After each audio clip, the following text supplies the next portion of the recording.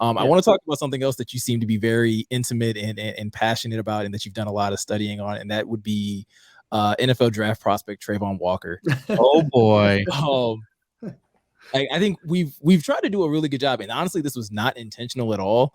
But we've kind of done a decent job on the show of covering some of the top prospects that are in play for the Lions at 2. We've had a show where we talked about Malik Willis. We've talked about Kayvon Thibodeau. Last week we had on Easy from Woodward Sports, who was a big Kyle Hamilton guy, so he got to kind of beat the drum for Kyle Hamilton. And it just so happens that you're a Travon Walker guy who is also a guy that's in the mix. So I kind of want to give you the floor right now to kind of make your case for Travon Walker and why you believe he is such a good fit for the Lions at 2. So, yeah, look, the thing with Walker is that he's a different style of defensive lineman. And I think what a lot of people get caught up on is that he gets the edge label, right?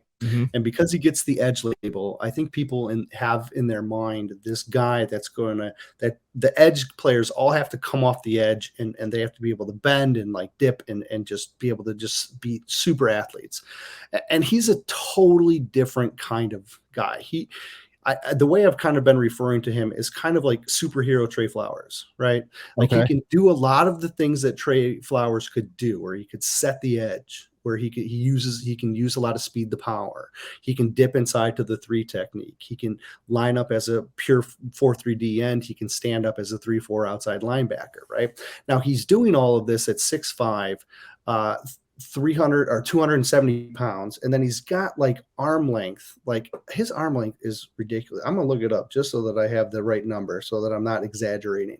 His arm length is 35.5 inches long. Right now, Hutchinson got dinged because his were 32 inches long. He's 3 inches plus longer than Hutchinson, right? Like he has this insane wingspan, and so he's. If you look at his measurements or his like measurables, like how fast he ran, his agility to move back and forth, like all those things were really just off the chart. He's one of only like 2 players in the whole draft that was like average to above average, or actually above average in every single measurement, from hand size, arm length, height, weight, speed, agility, jumping. All of it was above average. I think Christian Watson, the North Dakota State receiver, was the other one that was above average in everything. So it's rare to find a player that has all of those dynamics. So he has this ability to place up and down the line. He at Georgia, he was a guy who, when Jordan Davis left the field, their nose tackle, when he left the field, Walker was the one who shifted inside to take his spot, right? Because he was filling that same kind of role. So he has some Deshaun Hand elements to his game as well. Well, he's like, can be that like, a NASCAR head over the nose and just be able to pressure that nose tackle with just that speed and agility on an obvious passing down. He has a quick enough step where he's going to beat guards routinely when he lines up inside. Now his step isn't as efficient on the outside, and he's not a perfect prospect, so he has his flaws. He can work on getting a secondary pass rush move. Like basically his secondary pass rush move is an extension of his first, right? He has insane power. I mean, like I haven't seen power like this in years, and he just can leverage people. It's scary, man. I'm telling you, he has the ability. Time out. Yeah, go ahead. Oh no, I believe you. I'm just so what you're saying. I'm gonna interrupt you. So he's versatile, right? Yes. He's versatile, can do different things, and he's super strong. Yes. He's like He-Man. And then third, he's like Batman, so he's got wingspan. And I'm being funny, but seriously, so he is kind of, almost everything. Like the versatility, I think, is what we need for the Lions. I mean, so what doesn't he have? Correct. Thank you.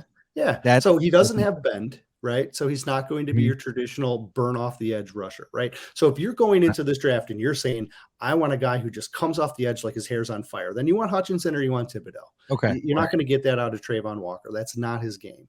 But they have Charles Harris. They have Romeo Aquara. They have Julian Aquara. They have guys that can come off the edge like that. Like, they don't necessarily need that. With Walker, he can give you some inside-outside pass rush versatility, and they are really not so great as with their interior pass rush, right? And he can give them some of that, right? So yes, he has all these different traits. Now his second flaw here is that when he goes speed to power, he understands leverage and he can get into guys.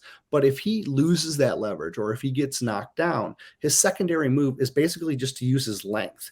And that's not like a good enough secondary move. Like, he needs to be able to chop swim or something like that, right? Like, he has those that he uses, but almost always he goes straight to the bull rush. He uses that insane. I mean, he has arm length that's longer than most of the offensive tackles. And so that gives him that he hits first, right? And when he hits first and he has that power, he jars them back.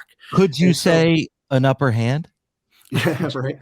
And so I wish that he had another move that he relied on. The problem is he's never really had to. Right. And because when you don't really have to do that, you don't learn it. Get lazy. Yeah, exactly. Yeah. Now, when you look at his athleticism and you look at his like RAS card and stuff like that, like you see that the potential is there. You see him hit the rip move every once in a while. You see him do the under, right? Like you can see that him do that. He just doesn't use it on the field regularly. Now, the reason he doesn't is because of Georgia's scheme. And this is now the third flaw that people bring up, is that he doesn't have the stats. But here's the thing.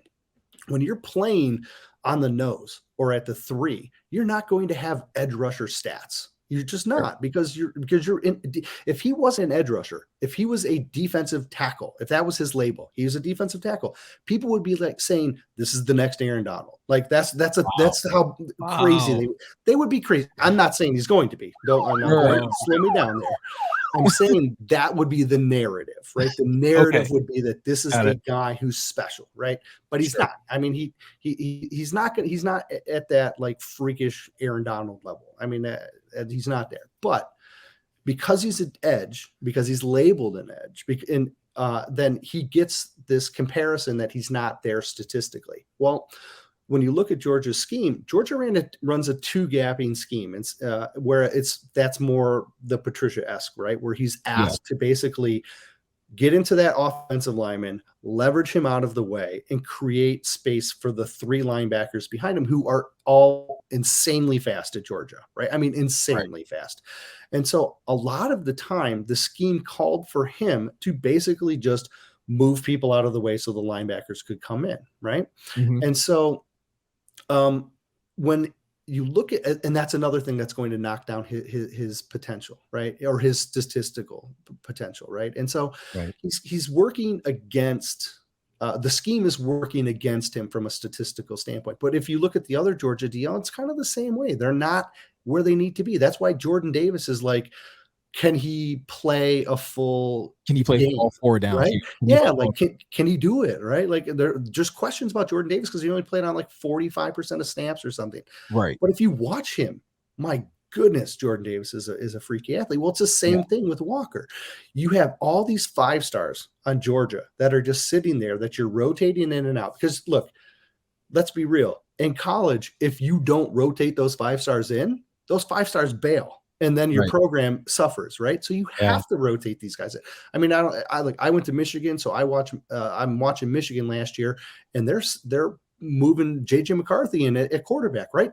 Because they don't want to lose him like they did with some of their other quarterbacks, right? So it's the same thing. Georgia is just loaded. Bama does the same thing. Bama is loaded, and so there's this rotation of players. It's just the natural evolution of the college game. So he has flaws, but the potential that he has is just so vast, and his athleticism is just so rare and he can help in so many different areas. He's just so appealing to me. Right. Right.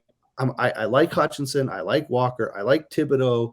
But I just like Walker a little bit more than Thibodeau. Right. So that's the trick.